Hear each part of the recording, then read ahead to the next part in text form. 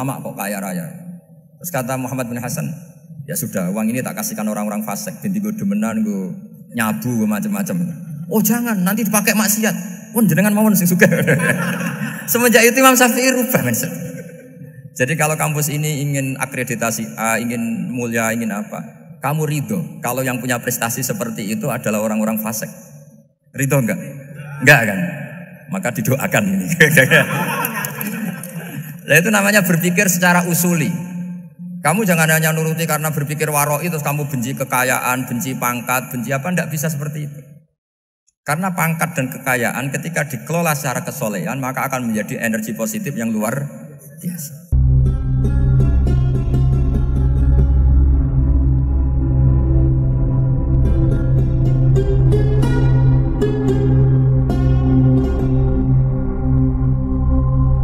Bismillahirrahmanirrahim. Tabarakalladzi nazzala al-furqana ala 'abdihi liyakuna lil 'alamin nadhira. Allahumma shalli wa sallim ala sayyidina Muhammadin wa ala alihi wa sahbihi ajmain. Amma ba'du. Yang sangat saya hormati Habib Hasan Toha Putra Al-Munawwar, Bapak Rektor, Bapak Direktur RSI, semua pengurus yayasan yang saya hormati, juga teman-teman baik yang putra maupun putri yang kami hormati. Ini ngaji bareng ya, terus ini bukan acara diskusi tapi acara apa? Saya mau ngaji tentang ayat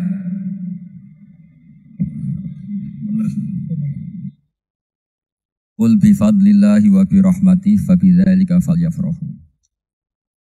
Ajarkan Muhammad atau katakan Muhammad pada umatmu, sebaiknya atau seharusnya mereka hanya gembira dengan melihat fadlnya Allah dan rahmatnya Allah.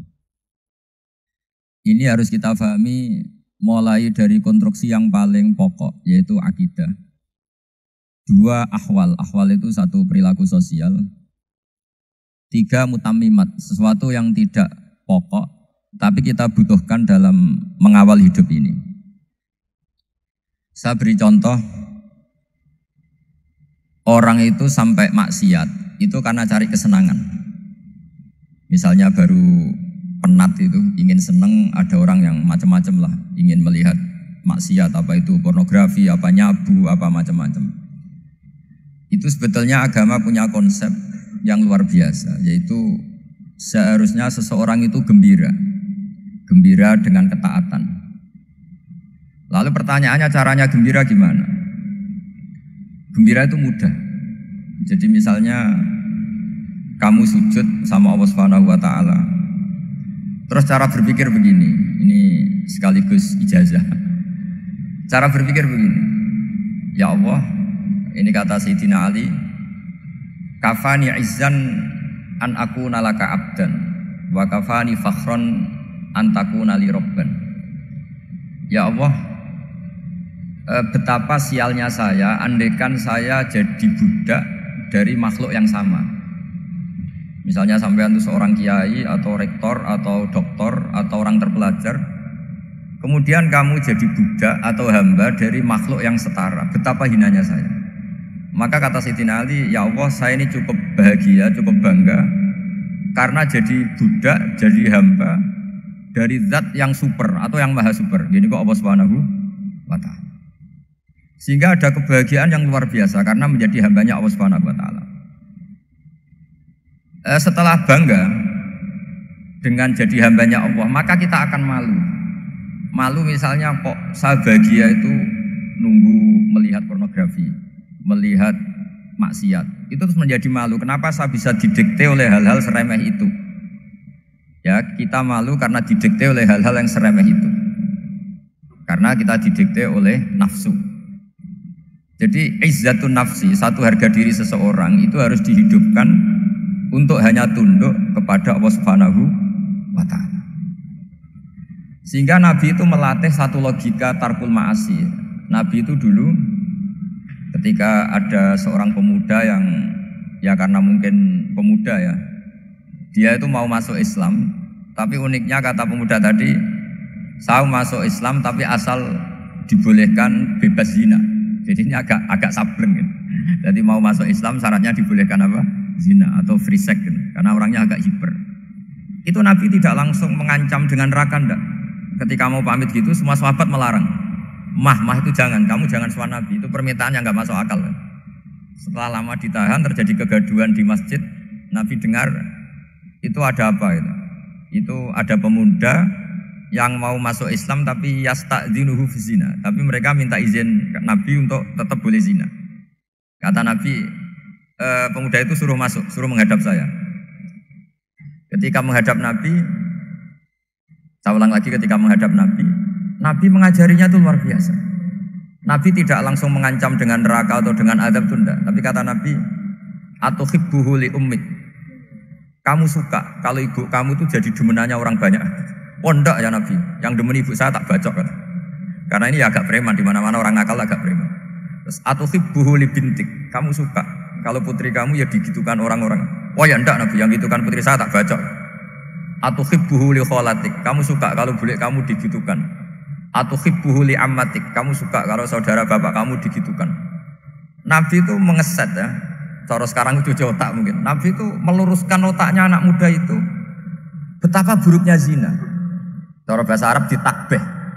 Betapa buruknya zina. Kamu suka kalau korbannya ibu kamu, putri kamu, bude kamu, bule kamu. Sehingga orang itu matur ya hasbuka ya Rasulullah, ini sudah cukup. Saya tidak pernah melihat sesuatu seburuk zina. Jadi fa'al qawwa fi qalbihi bughdha zina. Kemudian Allah meletakkan di hatinya, menanamkan benci zina. Sehingga akhirnya pemuda tadi menjadi iffah, menjadi menghindari zina. Artinya begini ya, ini mungkin yang lolos dari para kita sebagai dai, kita tidak belajar banyak tarbiyahnya Rasulullah SAW. Jadi kalau kita benci maksiat itu jangan hanya ditakhdir, ditakutkan neraka, itu enggak. Jangan hanya itu, tapi di logika. Jadi kalau kita menghindari maksiat itu selain karena takut azab, itu ada logika, ada rangkaian pikiran yang menjadikan kita anti satu perbuatan apa maksiat. Jadi misalnya gini ya, kira-kira ginilah kalau contoh gampang itu. Ada orang gitu ya, nyanyi dengan pakaian yang mungkin pornografi gitu. Mungkin pemuda-pemuda ingin melihat itu, tapi bisa diobati gini. Kok enak dekne mergawe kok tak bayari, aku kehilangan duit gitu.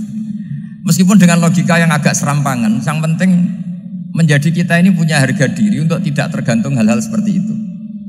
Sehingga Nabi itu cara menggambarkan tadi mulai atuhibbuhu li ummik. Kamu suka kalau ibu kamu jadi demenannya orang lain. Pemuda tadi bilang yang demen ibu saya mau saya bunuh. Ditambah lagi atuhibbuhu li bintik. Bagaimana kalau korbannya putri kamu, bule kamu, bude kamu. Sehingga terus si pemuda tadi betapa buruknya zina, betapa murahnya zina.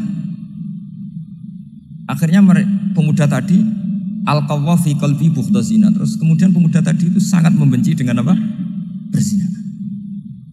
Nah, pikiran-pikiran seperti ini harus kita tanamkan. Harus kita tanamkan supaya orang itu benci melakukan maksiat. Karena satu memang takut suhtullah, takut dibendu Allah atau dibenci Allah.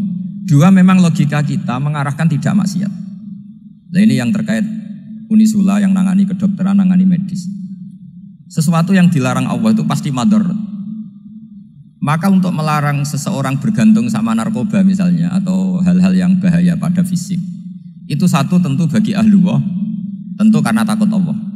Tapi banyak masyarakat yang memang benar-benar bisa meninggalkan narkoba karena efek buruknya ganja.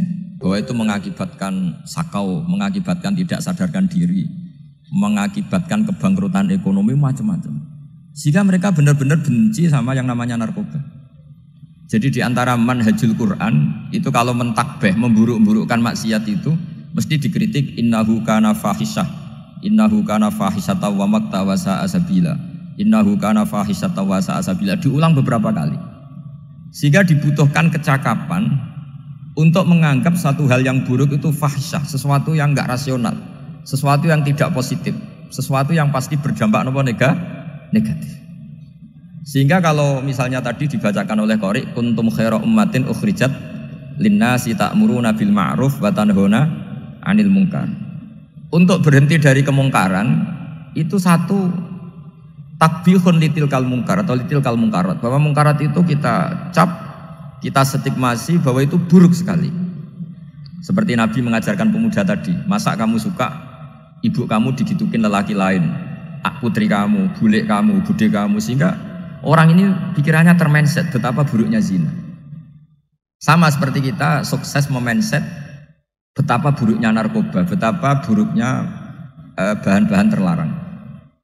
Begitu juga seterusnya, terus pengkhianat dan sebagainya. Tapi problem manusia adalah dia itu akan mencari kebahagiaan atau kesenangan sesaat. Maka caranya gimana? Keinginan senang lewat maksiat ini dilawan dengan nyaman dengan taat. Saya ulang lagi, nyaman dengan taat. Sehingga ulama dulu punya kalimatul munajat, artinya kalimat hubungan pribadi sama Allah yang menjadikan orang itu nyaman. Dan ini yang diajarkan kitab-kitab tasawuf. Kitab tasawuf itu sukses mengajarkan melihat alam raya ini semuanya nyaman, termasuk yang mengecewakan. Itu dianggap nyaman.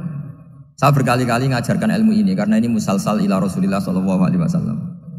Itu pernah suatu saat Imam Ahmad itu dipanggil sama tetangganya, anak muda.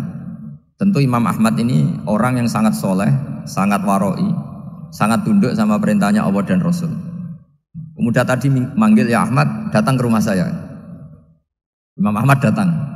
Setelah sampai ke pemuda tadi, sudah pulang lagi, saya tidak butuh kamu. Pulang lagi. Setelah sampai rumah dipanggil lagi, ya Ahmad, datang lagi. Datang lagi. Oh, saya tidak jadi butuh, pulang lagi. Sampai 3 kali. Dan itu perangai ekspresi Imam Ahmad itu atau ulama lain yang sesoleh beliau itu nyaman, indah. Beliau tetap senyum-senyum nyaman itu. Beliau tidak tersinggung, tidak terprovokasi, ya pokoknya tidak tersinggung, kelihatan nyaman. Lama-lama pemuda ini terus tanya, ya Ahmad, kamu saya perlakukan seperti ini kok tidak tersinggung? Kamu senyum-senyum saja, happy-happy saja. Jawabnya Imam Ahmad itu unik. Wahai pemuda, saya kamu panggil itu senang sekali. Karena kata Nabi, kalau kamu iman dengan Allah dan Rasul, maka hormatilah tetangga. Jadi saya senang, karena nuruti perintah Allah untuk menghormati tetangga. Jadi tidak ada urusannya dengan kamu. Kagetnya kayak apa? Jadi dipanggil tetangga ya senang karena melakukan perintahnya Allah dan Rasul, yaitu ikramul jar, fal yukrim jaroh. Disuruh pulang, kamu ingin saya pulang, ya saya pulang. Disuruh datang, ya saya datang. Jadi saya tidak tersinggung, saya tidak ada urusan dengan kamu. Urusan saya dengan Allah Subhanahu wa Ta'ala. Itu kalau bapak-bapak istrinya ngomel terus sabar itu ya bagus. Saya tidak punya urusan. Kalau kamu terprovokasi oleh istri, berarti kamu didikte oleh makhluk. Masa seorang rektor didikte makhluk? Kan tidak keren.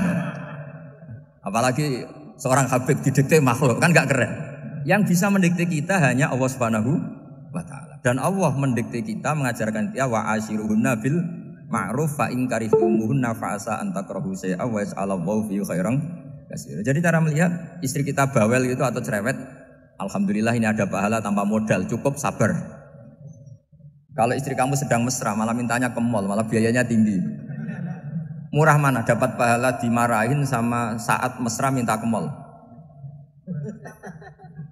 Milih yang pertama kan? Nah ya itu tidak usah modal. Ya gitu aja. Jadi kalau istri sedang marah, bawel, anggap saja ini rezeki. Dapat pahala tanpa apa?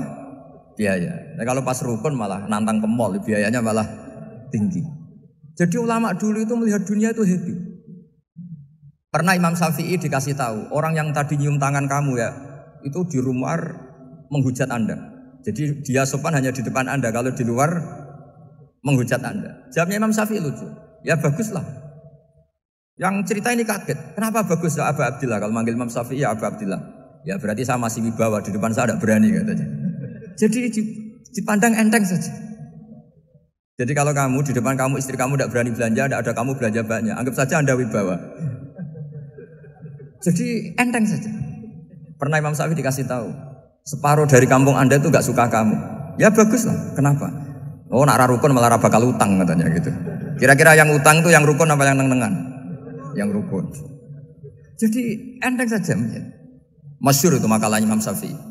Waman asa'a ilaika faqad atlaqaka. Orang yang berbuat buruk sama kamu berarti membebaskan kamu. Kalau saya sedang nenengan sama Habib Hasan Toha Putra, beliau naik Alphard gak nawarin saya sah karena baru nenengan. Tapi kalau sedang rukun malah harus repot mana? Rukun sama tidak rukun? Repot rukun sebetulnya. Jadi Imam Syafi'i itu happy saja. Kalau sedang rukun sama tetangga ya dianggap rukun itu satu kenikmatan. Sedang tidak rukun ya dianggap satu kenikmatan. Jadi orang dulu itu serilek itu melihat dunia. Kalau kita kan enggak, ego. Wah saya ini suami kok dimarahin istri. Wah ini egonya bangkit. Padahal egonya bangkit itu ada kebodohan di situ. Yaitu seorang rektor didikte seorang istri, seorang makhluk. Apalagi kalau Anda daftar wali itu tidak akan jadi wali. Ini wali kok tunduk sama makhluk. Karena didikte apa? Makhluk. Maka Imam Ahmad ketika tetangganya bully gitu ya santai saja, beliau happy. Ketika pemuda tadi eskal janggal, kenapa kamu gak tersinggung ya Ahmad? Memangnya saya harus tersinggung gimana? Kan tak panggil tidak jadi, tak panggil tidak jadi. Hei pemuda, saya ini tidak punya urusan dengan kamu. Saya nuruti kamu karena perintahnya Allah. Saya senang melakukan perintah Allah, harus berbaik sama kamu. Sampai 3 kali. Jadi kebahagiaan ini pula yang harus kita latih dalam melakukan ketaatan. Tapi memang obsesi saya terbesar atau cita-cita saya terbesar memang setiap ngaji saya ingin orang mukmin semuanya itu bahagia. Dengan bahagia itu mereka tidak neko-neko ingin mencari kebahagiaan lewat jalur apa maksiat. Sehingga dalam konstitusi ulama yang ditulis di kitab-kitab usul fikih, dan itu kitab yang saya kaji, selalu saya kaji, itu membela-bela sesuatu yang mubah itu sampai luar biasa.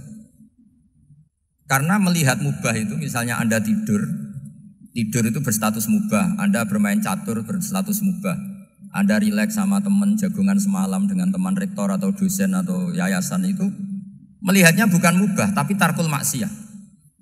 Misalnya saya semalaman asik musyawarah itu jagungan malam sama Habib Toha Al-Munawwar. Itu awang hitungnya bukan, wah ini jagungan ngalor ngidul tidak penting, itu tidak. Malam itu bahak tidak ke dugem, tidak ke tempat maksiat. Sehingga ada ulama yang mengatakan mubah itu enggak ada. Saya ulang lagi, mubah itu enggak ada. Kan umumnya ulama bagikan wajib, ya kan, haram gitu. Terus diantaranya mubah, sunat, makruh. Ada ulama yang mengatakan mubah itu enggak ada. Kenapa? Logikanya begini, itsma min mubahin illa wa yatahaqqaqu bihi tarku haramimma. Karena tidak ada mubah yang Anda lakukan kecuali saat itu pasti ditinggalkannya sebuah keharaman.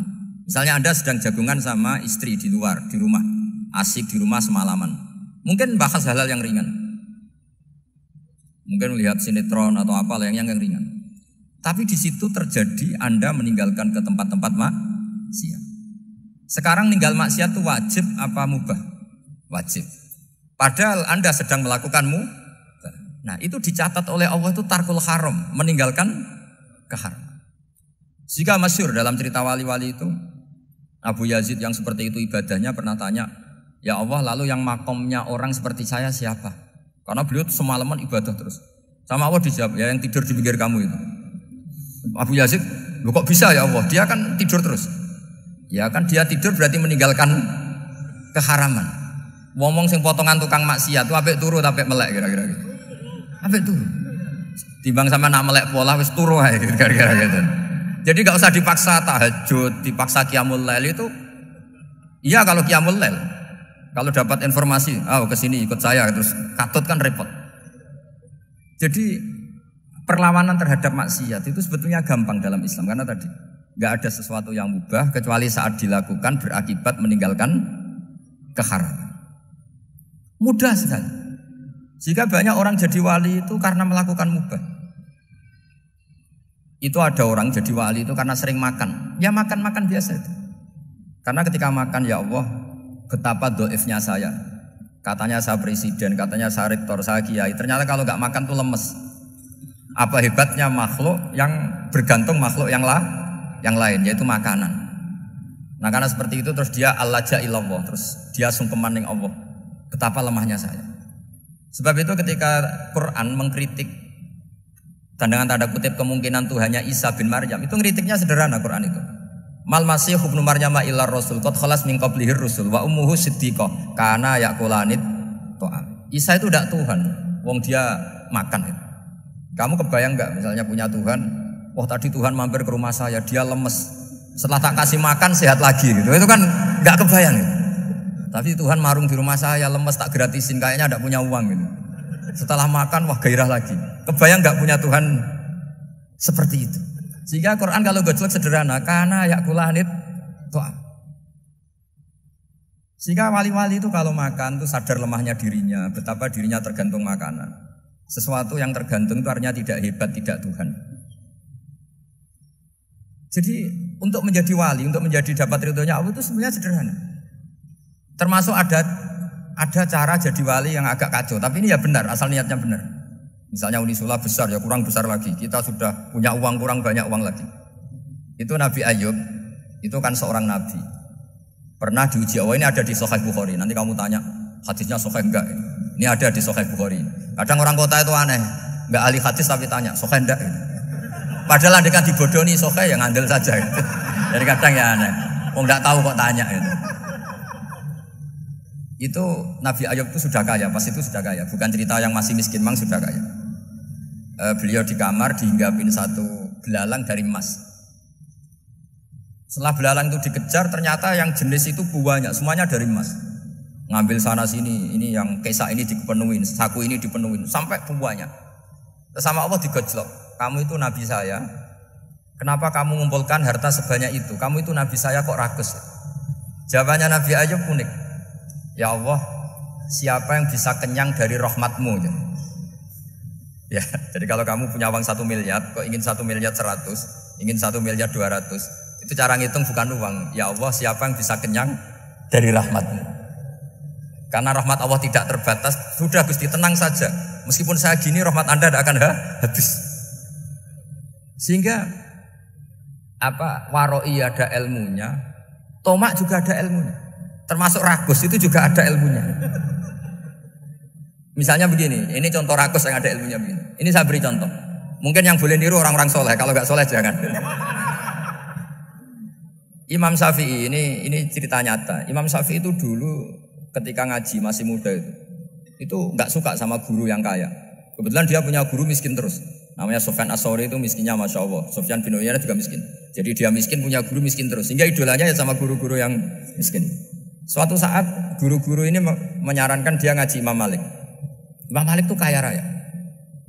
Itu babutnya Imam Malik kalau diinjak itu mata kakinya tidak kelihatan saking halusnya. Kalah Indonesia kalah.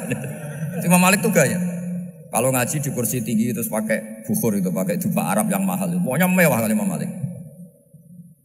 Terus dia mulai ini kiai kok kaya. Kemudian setelah beliau alim tanya, saya harus ngaji siapa setelah ilmu jenengan habis kira-kira gitu. Kata Imam Malik, sudah kamu tidak usah perlu ngaji saya, kamu sudah alim alama. Terus Imam Malik datang ke Baqi. Zaman itu Baqi itu semacam kayak rentalan ya, semacam Grab lah kalau dulu. Mana kafilah yang mau ke Irak?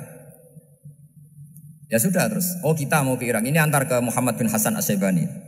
Itu dibiayai sama Imam Malik. Grabnya ya dibayarin, itu kafilahnya itu ya dibayarin. Imam Syafi'i disangoni surrotan min dhahabin. Jadi satu kepes uang dikasihkan. Itu pernah tak hitung semurah-murahnya itu sekitar 60 juta. Imam Syafi'i mulai mikir, kiai yang saya kritik lomo, sing kiai miskin tak puji gak pernah ngamal kan, tentu orang miskin gak ada. Setelah datang ke Muhammad bin Hasan As-Syaibani, beliau itu pakar usul fikih, muridnya Abu Hanifah. Beliau al-usuli, pakar usul fikih.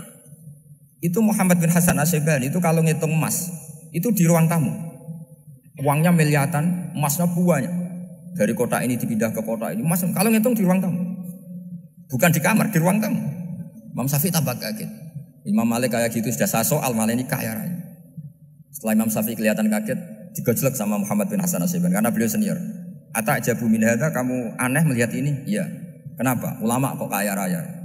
Terus kata Muhammad bin Hasan, ya sudah, uang ini tak kasihkan orang-orang fasik, binti gue demenan, gue nyabu, gue macam-macam. Oh jangan, nanti dipakai maksiat. Pun jenengan mawon sing sugih. Semenjak itu Imam Syafi'i rubah mindset. Jadi kalau kampus ini ingin akreditasi A, ingin mulia, ingin apa, kamu ridho kalau yang punya prestasi seperti itu adalah orang-orang fasik. Ridho enggak? Enggak kan? Maka didoakan ini. Nah itu namanya berpikir secara usuli. Kamu jangan hanya nuruti karena berpikir waroi terus kamu benci kekayaan, benci pangkat, benci apa, enggak bisa seperti itu. Karena pangkat dan kekayaan ketika dikelola secara kesolehan maka akan menjadi energi positif yang luar biasa. Semenjak itu Muhammad bin Hasan Asy'ibani berhasil mendidik Imam Syafi'i.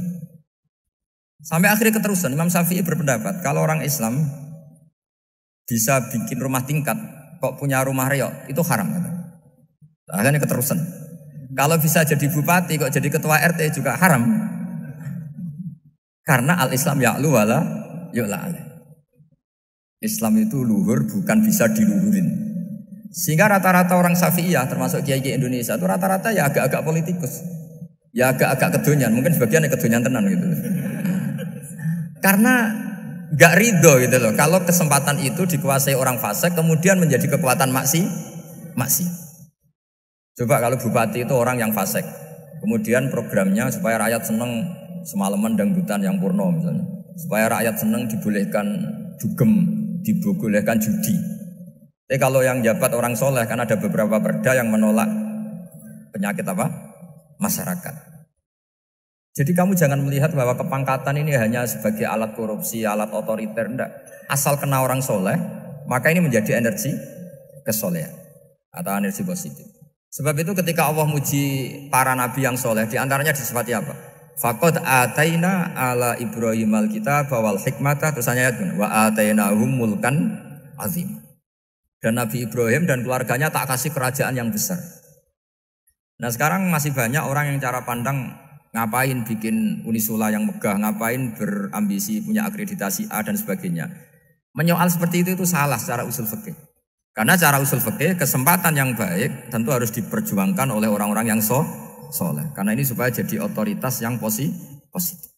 Itu dulu ada latihannya. Jadi orang dulu itu gampang sekali ketika milih miskin ditanya, kenapa miskin? Saya ingin hisab saya ringan. Tapi ketika mereka kaya yang soleh, supaya harta ini tidak dipakai orang yang nanti dipakai maksiat. Kita misalnya orang soleh kok mau pangkat, karena kita ada ridho, kepangkatan itu dipegang orang maksiat, kemudian menjadi energi maksiat. Begitu juga seterusnya. Maka ulama dulu itu rileks. Sampai Senawawi Al-Bantani itu nanti bisa dicek di tafsir Qul hal yastawil ladzina ya'lamuna wal ladzina la ya'lamun. Beliau muji-muji ulama. Kemudian ada seorang yang agak hasud mungkin. Tanya begini. Hebatnya ulama itu begini-begini. Terus ditanya, tapi kenapa kita sering melihat ulama ngantri proposal di rumahnya bupati kan? Sementara bupati nggak pernah datang ke ulama ngaji ihya. Jawabannya Imam Senawawi itu unik. Ya karena ulama itu tahu gunanya uang, sehingga nyari uang untuk pondok, untuk masjid. Sementara bupatinya tidak tahu gunanya ilmu, maka tidak pernah ngaji. Jadi ya ringan saja. Jadi ya sudah seperti itu. Jadi kalau ada ulama kedonyan, anggap saja karena tahu gunanya uang. Jadi kenapa ulama ngantri di kabupaten, bukan bupati ngantri di ulama? Jawabannya karena ulama tahu gunanya uang, sementara bupatinya nggak tahu gunanya ilmu.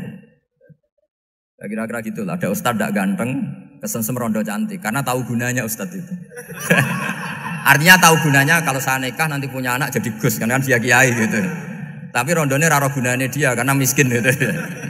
Jadi ulama dulu itu rileks, menafsirkan apa saja itu rileks, termasuk saat terpojok itu rileks. Karena semuanya dianalisis pakai ilmu. Sehingga ciri utama wali itu apa? Ala inna awliya Allahi la khaufun alaihim wa lahum yahzanun. Enggak ada rasa takut, enggak ada rasa gampang. Karena melihat sesuatu itu gampang saja. Saya ulang lagi, melihat sesuatu itu gampang saja, ringan. Saya beri contoh ya betapa pentingnya mindset ya, cara berpikir. Orang itu menjadi kikir itu karena nganggap hidup itu lama dan uang itu penting. Kalau zaman Nabi itu sederhana kalau melihat hidup. Karena suatu saat Nabi itu punya jatah makan. Karena Nabi itu hidupnya juga pas-pasan. Jadi Nabi itu unik. Beliau di satu sisi kaya raya, bisa ngerumat Abu Hurairah, Ammar, Suhaib. Ashabu Sufa itu dirawat Nabi semua. Itu kan kaya, bisa ngerawat sekian orang. Tapi di sisi yang lain untuk pribadinya beliau miskin. Kadang nggak bisa makan hari itu. Tapi di saat yang sama bisa merawat Ahlus Sufa. Jadi keliru kalau orang hanya cerita Nabi itu miskin, untuk makan dirinya aja susah. Itu keliru. Kelirunya kalau tidak diteruskan, tapi Nabi mampu menghidupi Ahlus Sufa. Singkat cerita jatah makannya Nabi itu dikasihkan orang ketika Nabi ditanya, ya Aisyah, makanan jatah saya di mana? Oh ya Rasulullah, tadi ada orang minta tak kasihkan, maka makanan itu habis. Apa kata Nabi? Kamu salah Aisyah. Yang kamu kasihkan itu justru yang masih. Ya yang kamu kasihkan itu justru yang masih. Sehingga Nabi menganggap, makanya Nabi terus ngendikan, ya kalau mukhatabnya lelaki ya kira-kira begini. Wa hal laka min malika illa ma akalta fa afnaita wa labista fa ablaita. Terus tanya wa tasaddaqta fa abqaita kata Nabi. Harta kamu ya kamu makan kemudian ke WC jadi kotoran atau punya pakaian mewah nanti rusak wa tasaddaqta fa abqaita. Ada yang kamu sedekahkan yaitu yang abadi sampai akhir. Sehingga banyak pengusaha yang mencintai saya setelah tak ajari hadis itu, misalnya punya uang 1 miliar karena dia spekulan atau pedagang rawan bangkrut, disedekahkan ke masjid 50 juta, yaitu yang abadi. Jadi kalau suatu saat bangkrut, dia masih punya uang 50 juta di akhirat. Jadi Nabi itu mengajari sedekah itu apa? Ya sedekah itu pengabadian uang.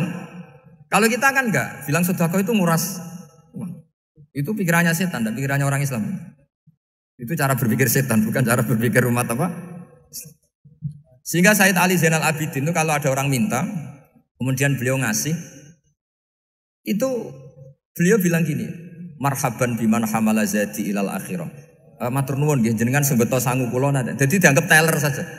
Orang yang minta uang beliau itu dianggap tukang nyatet bank ini. Karena sudah ditabungkan, ya sudah. Kalau kita kan enggak, wah pengemis itu ganggu gini-gini. Kecuali pengemis profesi ya mungkin kita agak-agak enak. Pada zaman akhir tuh ada pengemis apa? Profesi. Jadi repot. Terus tak beri contoh lagi kebahagiaan ketika kita milih Islam moderat. Islam kita diajarkan guru-guru kita, utamanya oleh guru kita Mbah Maimun. Saya juga sering ketemu beberapa ulama dunia, termasuk Habib Umar. Saya juga ikut sowan ke sini pas beliau sama Habib ini Hasan Toha Putra di sini sama orang-orang moderat itu cara berpikir juga luar biasa indah. Beliau pernah cerita ya beberapa ulama lah, banyak yang cerita itu. Saya pernah diceritani seorang alim ketika ada orang ekstremis itu mau ngebom di tempat maksiat. Kebetulan yang maksiat itu kebanyakan ya orang Islam. Karena di negara yang mayoritas Islam. Ditanya sama Syekh Sa'rawi. Syekh Sa'rawi itu mufassir top di mana? Mesir. Ini mau tak habisin karena mereka orang Islam kok maksiat terus. Terus ditanya sama Imam Sa'rawi. Laumatu ala khini ma'asihim aina masiruhum. Kalau mereka mati dalam keadaan maksiat, mereka kemana? Ya ilanar, mereka pasti masuk neraka. Terus ditanya sama Imam Sa'rawi, wahal masiruhum ilanar muradun nabi amlah. Punya umat maksiat kemudian mati masuk neraka, itu yang diinginkan Nabi apa enggak? Ya tidak aja. Ya sudah, enggak usah dibom, ditunggu tobatnya kata-kata. Karena kalau mati dalam keadaan itu ke neraka dan itu tidak yang diinginkan Rasulullah Sallallahu Alaihi Wasallam. Terus ekstremis ini menjadi tobat, tidak berpikir ekstremis mas. Jadi orang itu harus berpikir mindset yang baik. Meskipun kadang berpikir baik itu ya agak-agak kacau. Ada seorang wali majdub itu kalau berdoa agak kacau, tapi nggak bisa dibantah. Masyhur itu doa itu. Ini sekaligus ijazah, tapi kalau sebelum wali nggak boleh. Itu datang ke makamnya Rasulullah SAW. Terus doanya itu begini. Ya Allah, sekarang terserah engkau. Ya Allah, sekarang terserah engkau. Jika saya kamu jadikan orang soleh, jika saya engkau jadikan orang soleh, maka surra habibuk, maka kekasihmu ini senang. Yang susah musuhmu yaitu setan. Tapi kalau engkau menjadikan saya orang fasik, maka yang susah kekasihmu, yang senang musuhmu. Jangan punya dua pilihan itu. Wah itu kan doa tapi kayak teror itu. Ya, jadi berdoa di Raudhah. Wah itu mesti mandi itu karena agak-agak maksa Tuhan itu. Ya Allah, engkau punya dua pilihan. Jika saya jadi orang soleh, maka kekasihmu ini senang. Musuhmu yang susah yaitu setan. Tapi jika saya jadi orang fasik, maka musuhmu yang senang, kekasihmu yang susah. Mohon terserah jenengan, mau menyenangkan kekasihmu, apa menyenangkan musuhmu? Gitu. Kira-kira gimana? Kalau tertarik boleh doa itu dipraktekkan. Tapi kayaknya kalau copy paste itu gak keren apa? Jadi dulu orang itu muamalah sama Allah dan Rasul itu rileks. Rileks itu nyaman karena ya tadi qul bi fadlillah wa bi rahmati fa bidzalika falyafrah. Sehingga Imam Izzuddin bin Abdissalam itu ngendikan innal ladzina yarmunal muhsanatil ghafilat. Di antara kebaikannya ibu-ibu atau mbak-mbak ini harus berstatus ghafilat. Perempuan-perempuan pelupa, ghafilat itu pelupa. Pelupa dari kenikmatan maksiat sehingga mereka in dengan taat. Misalnya ada ibu-ibu atau mbak-mbak atau juga bapak-bapak tahajud kemudian nyaman dengan tahajud itu, kira-kira terbersit enggak ingin maksiat?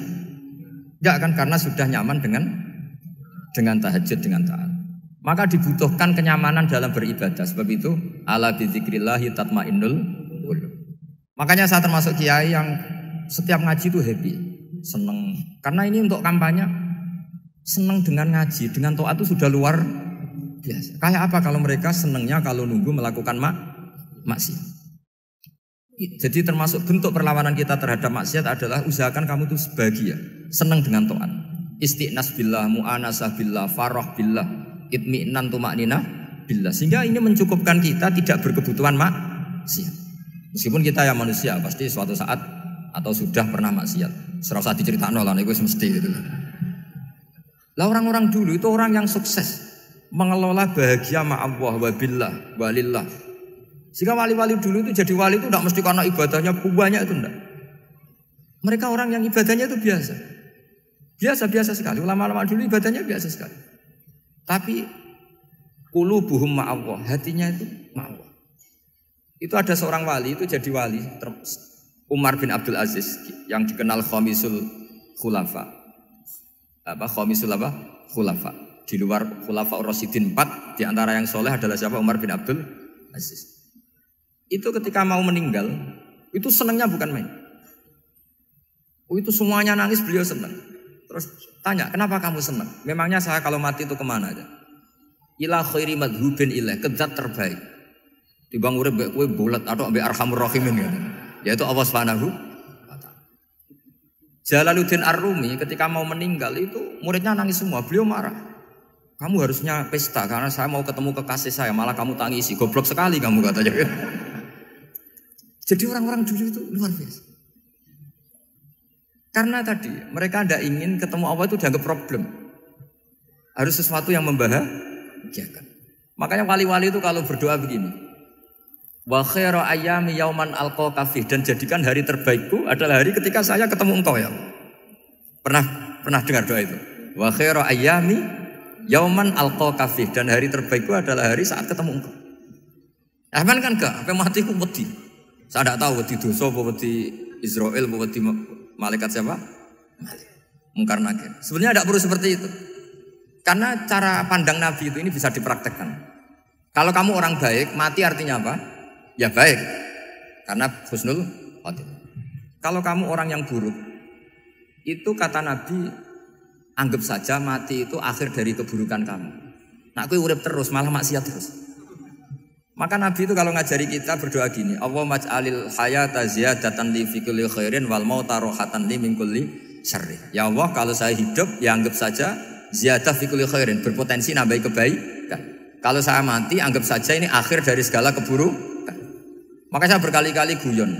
Makanya tradisi ulama-ulama NU, ulama-ulama pesantren, ya ada hanya NU, pokoknya ulama-ulama alim. Itu kalau ada orang mati, orang nakal gitu mati, ini saya nggih. Itu hadirin mesti gak terima. Wapi enang itu wong wakal. Tapi dipaksa sama kiainya, saya nggih. Lama-lama dipaksa. Saya nggih. Padahal ning atine kiai wis ra iso maksiat meneh wis saya. Karena dengan mati berarti saya sudah tidak bisa maksiat lagi. Jadi Nabi melihat hidup dan mati itu segampang itu. Kalau al hayata ziyadatan li fi kulli khairin wal mauta rohatan li min kulli syarr. Coba kita ke depan itu kan ada potensi zina, potensi korupsi, potensi maksiat. Yang bisa menghentikan potensi itu apa coba? Mati ya, udah pinter dia. Sudah maju berarti. Berani mati. Berani. Tapi jangan di sini ngel-ngelo panitia. Artinya yang selama ini kita risau dengan kematian, dengan apa? Nabi ngajari kita tadi. Allahumma ij'alil hayata ziyadatan li fi kulli khairin wal mauta rohatan li min kulli syarr. Ya Allah, jadikan hidup ini sebagai bekal menambah kebaikan, dan suatu saat kalau saya mati, semoga itu akhir dari segala keburukan. Jadi artinya Nabi itu ngajari kita itu positif terus. Sama seperti ulamanya tadi.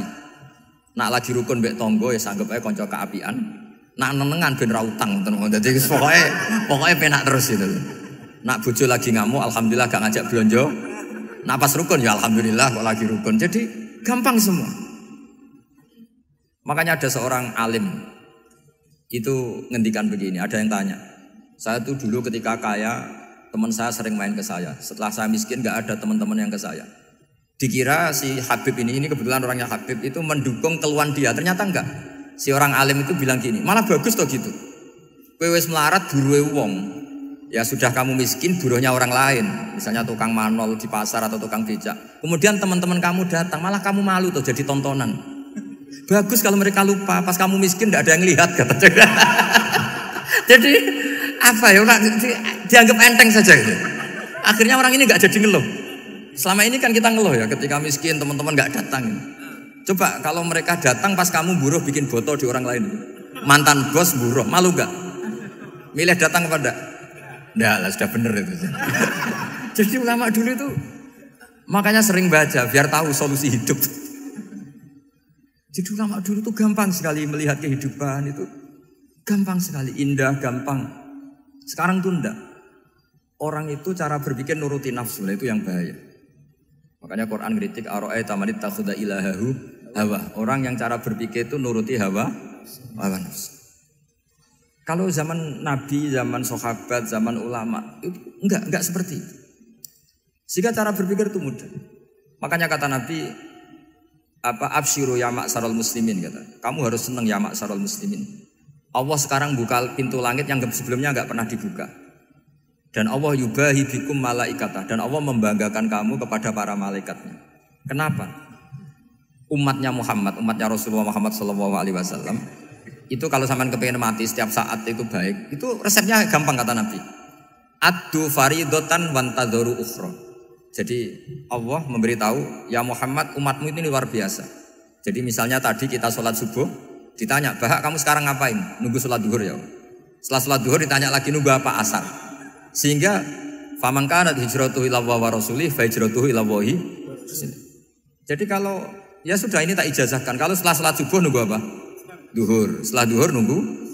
Sehingga ketika kita mati itu statusnya penunggu sholat. Tapi kamu kan enggak miskin. Kenapa? Penunggu kaya. Ya itu enggak masuk surga ya.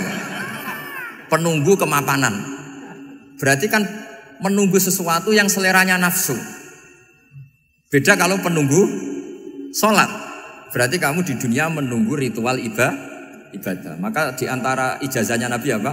Addu faridotan wantadzoru ukhra. Melakukan satu fardu. Kemudian kita menunggu tugas berikutnya. Jadi niati saja setelah subuh nunggu apa? Duhur. Setelah duhur, meskipun kita di perapatan, apa? Nunggu asar. Tapi ya asar betul, jangan nunggu tok pas asar enggak. Jadi sebetulnya umat ini gampang sekali. Jadi di antara kebanggaan Allah, yubahi itu Allah bangga dengan malaikatnya adalah umat ini adalah addu faridotan wantadzoru ukhra, melakukan satu fardu, kemudian menunggu fardu yang lain.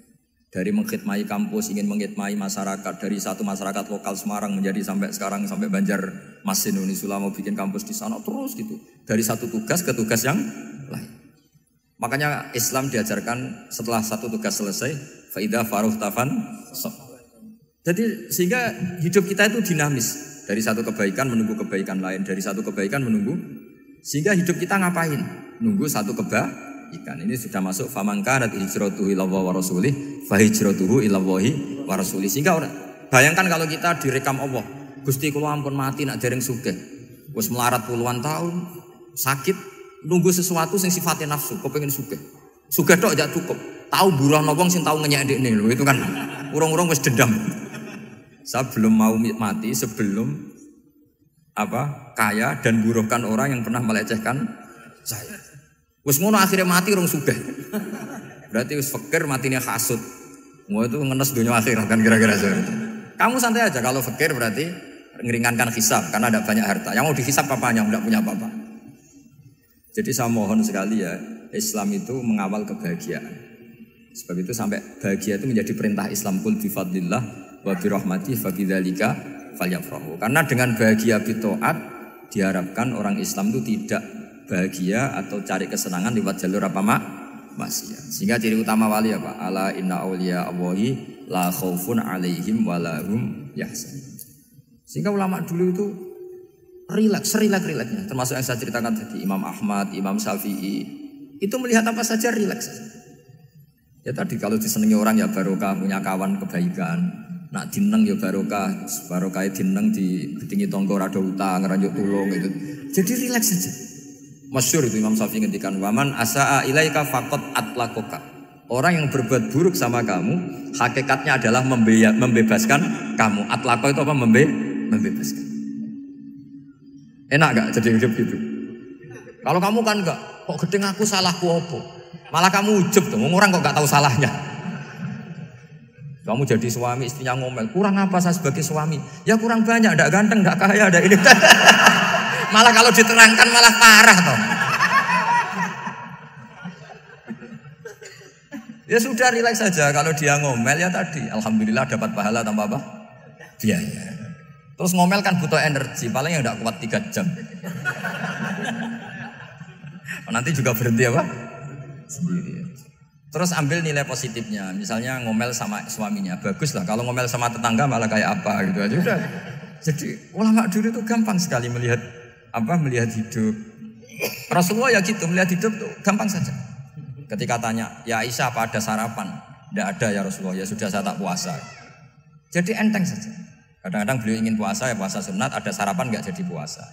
Rileks. Nabi itu rileks. Kalau ngajari kebaikan juga rileks. Nah sekarang itu banyak orang yang karena mungkin kurang baca, Islam itu kayak menjadi aturan yang bengis, yang repot, yang mengekang. Itu tidak seperti itu. Yuridu wa bikumul yusra wala yuridu bikumul usra. Allah menghendaki agama ini mudah. Sehingga ada sahabat di Mami Mu'ad itu baca Baqarah. Sahabat ini pekerja petani, mufarokoh ditinggal. Ketika Mu'ad lapor, ya Rasulullah ini ada orang munafik, tengah-tengah sholat mufarokoh saya ditinggal. Yang disalahin itu tidak yang ninggal tapi Mu'ad. Afattanun anta ya Mu'ad, kami itu tukang fitnah. Masa ngimami petani pakai surat Baqarah? Jadi yang disalahkan ini imamnya. Kalau kamu jadi imam, sholatnya ya yang cepat. Makanya terus banyak orang kecepatan karena tadi. Jadi Nabi itu enteng sekali. Jadi apa ya? Nabi itu beda dengan yang kita bayangkan beda. Nabi pernah ngaji di masjid, kemudian ada tetangga lewat pakai cangkul ke kebun. Semua sahabat gerutu. Ini orang tidak benar, ada Nabi ngaji ditinggal saja ke kebun, tidak ikut ngaji. Jawabannya Nabi tidak, itu bagus, itu ikut sunnah saya. Kenapa ya Rasulullah? Dia kerjanya nyari halal. Dan untuk menghidupi keluarganya itu juga ajaran saya.